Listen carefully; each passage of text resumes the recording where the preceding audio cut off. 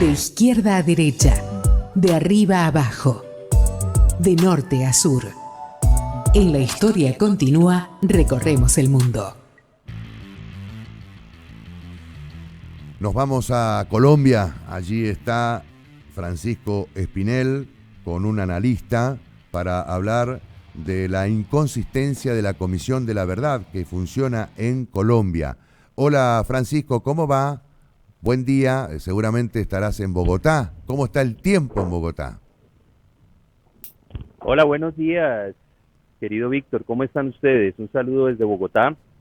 Estamos más o menos a unos 15 grados, como pueden ver ustedes, en un sol Ajá. bastante fuerte, pero bueno, con un invitado especial, Bernardo Henao, que es nuestro analista político y sobre todo columnista de opinión, y que junto a él pues queremos precisamente analizar eso que tú nos estás presentando, donde se ha hablado mucho de cuál es el impacto que ha tenido ese informe de la Comisión de la Verdad. Uh-huh. Sin embargo, Víctor, no sé si tú me estás oyendo bien. Perfecto, Francisco, y también ya lo estamos observando a Bernardo.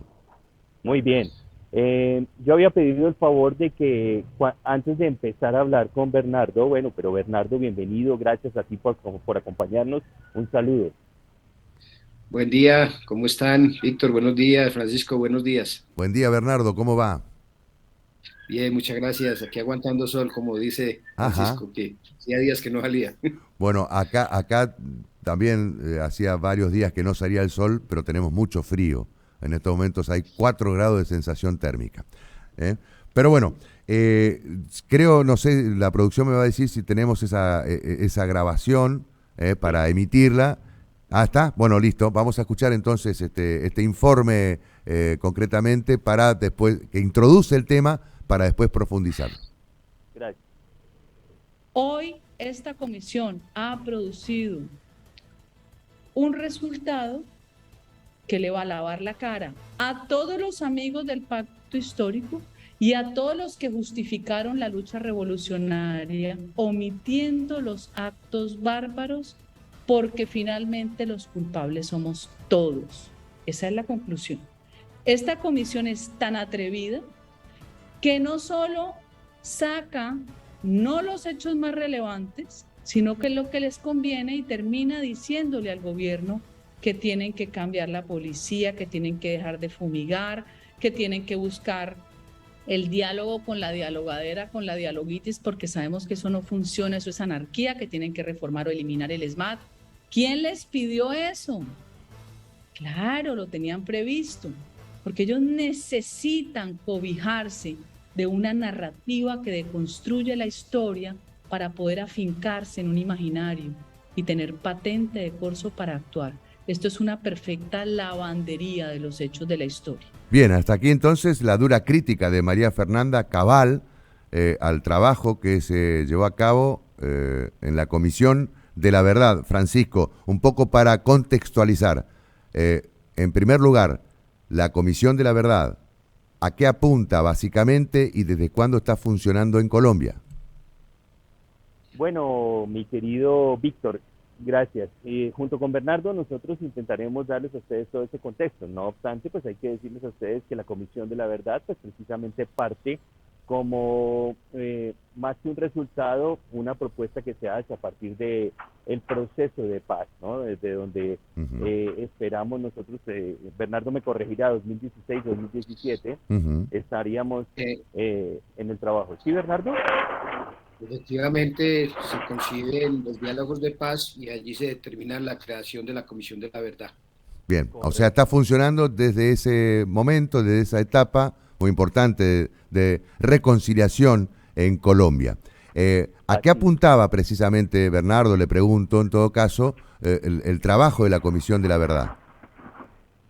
Lo que siempre tienen las comisiones es recoger el recuento de lo que fue una época de violencia. En este caso se circunscribe al tema del conflicto, sí, de los 60 años, digamos, que se puede armar, porque todavía subsiste parte del conflicto que tuvo que ver con las FARC. Entonces, en los diálogos de paz se concibió crear la comisión para recoger toda la memoria de lo que había sido el conflicto y desde luego se le asignó un periodo perentorio para ejecutar el trabajo, de acuerdo con un decreto que se adoptó en el 2017. Ujú. Ese periodo era 3 años y Ajá. obviamente le dieron una fase de implementación de 6 meses iniciales adicionales que los volvieron 12, casi cumplieron 4 años. Entonces lo primero que uno tiene que decir era que era el término improrrogable, pero aquí en Colombia suceden cosas extrañísimas.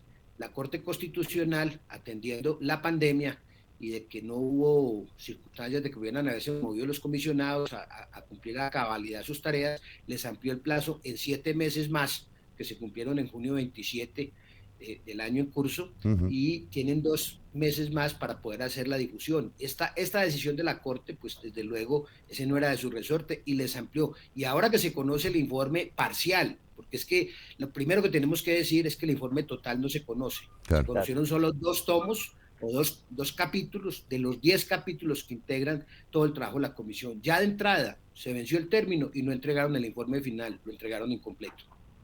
Ok, eso es, Víctor. Eh, Precisamente el trabajo que hizo esta comisión, eh, que ya entraremos a analizar por qué la postura de María Fernanda Cabal tan crítica frente a esta presentación que se hiciera de estos 2 primeros capítulos del informe, pero se encargó precisamente de recoger pues los testimonios, pero y más los testimonios, recabar sobre esos datos, cifras y situaciones que, como lo dice Bernardo, durante 60 años pudieron presentarse para un tema de violencia, ¿no? Que de todas maneras marcó una historia muy negra y muy difícil de Colombia, Ujú. y pues que ha sido precisamente un detonante para todos aquellos que consideran y consideramos pues que no cumple a cabalidad con una versión, digamos, eh, directa de los hechos, porque pareciera parcializado y pareciera también intencionado para simplemente señalar a solamente unas personas, ¿no? Y a unos actores Claro. de este tema de la realidad ¿Por, nacional. por qué se considera que es parcial o que está parcializada el informe, este informe preliminar de la Comisión de la Verdad? ¿Qué es lo que deja fuera en todo caso? En la conformación de lo que fue la JEP y de lo que ha sido la Comisión de la Verdad, participaron personas en su escogencia del exterior y allí tenían ya claro sesgo ideológico, pero de los 11 comisionados que participaron, 10 tienen claro sesgo ideológico de izquierda y solo uno, que a la postre renunció faltando un mes para terminarse el periodo, el comisionado Carlos Ospina, podemos decir que tenía una visión diferente de la izquierda, lo pueden ubicar dentro del rango centro-derecha. Ujú. Él lo tomaron como representante de las fuerzas militares. Ujú. Pero lo extraño de todo esto es que lo que él llegó a sus estudios y en sus conclusiones no lo fueron tenidos en cuenta en el informe. Entonces ahí se puede ver el sesgo que caracterizó a los otros 10 comisionados. Ellos mismos tenían un acuerdo, el 02, que les decía que tenían que obrar por consenso. Y aquí no hubo consenso, porque obviamente en la parte de la exclusión del comisionado Ospina ya queda saber que de los 11 uno quedó por fuera. Además tenían que incorporarle sus escritos y sus encuentros y todo lo que él participó hasta la fecha. No ha sido y no va a ser posible conocer esa posición del comisionado Carlos Ospina hasta donde conocemos. Evidentemente, Bernardo, como lo dice Víctor, pues precisamente parte de este informe pareciera, como lo señalará María Fernanda Cabal, pues muestra y obviamente supone o sugiere cosas que no se le pedían dentro de el trabajo del informe de la Comisión de la Verdad. Pero esa es la pregunta que yo quisiera hacerle a Bernardo puntualmente. Bernardo, como analista político, precisamente por qué esa intención o por qué ese resultado parcial sesgado y a qué le apuntaría, pensando en que entra el gobierno también de Gustavo Petro. El tema queda claro y quedó plasmado en la presentación del informe por el padre de Ruth. Ahí hay un texto que saca y lo entregaron ese día a la opinión, que se llama de recomendaciones. María Fernanda resume algunos de los temas donde ellos hacen una intromisión indebida. Ese no es el propósito de la comisión. Lo que pasa es que el padre de Ru muy hábilmente la supo politizar. Y aprovechó el encuentro porque ahí hubo algo extraño de que no se hizo presente el presidente Duque, quien ha debido recibir el informe.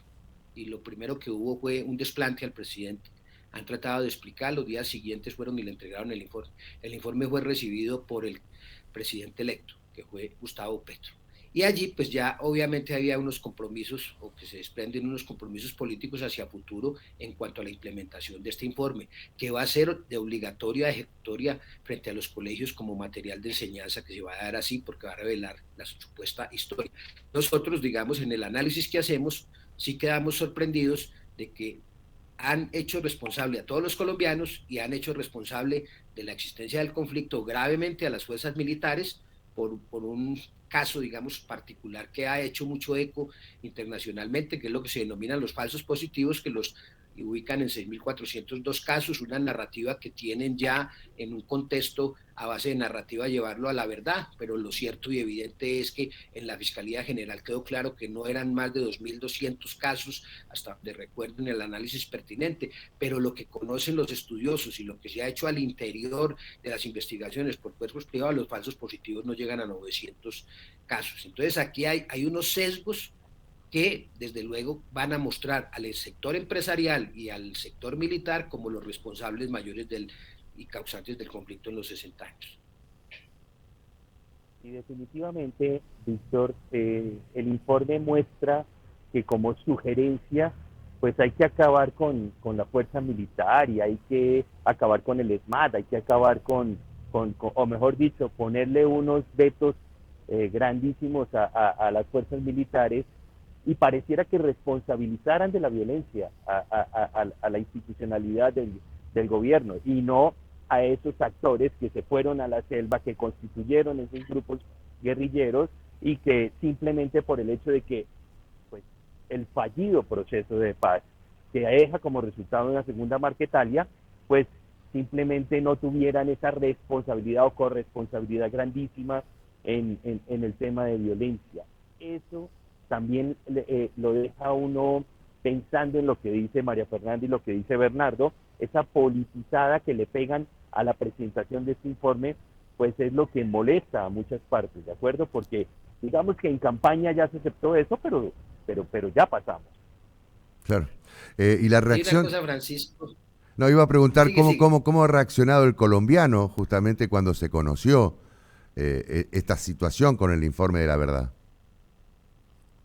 Los colombianos están divididos. Unos han reaccionado a favor del informe en la corriente que representa a muchos de ellos y otros pues obviamente están dolidos porque es que el informe comete un error de gravedad inmensa y es volver al victimario víctima. Claro. Y a la víctima la convierte en victimario y eso es inconcebible. Nosotros jamás podremos aceptar que en el desempeño de su labor las fuerzas militares, que la constitución política les impone claro mandato, pues van a pasar al desarrollo de sus actividades legítimamente con las armas del Estado a ser considerados victimarios. Eso no.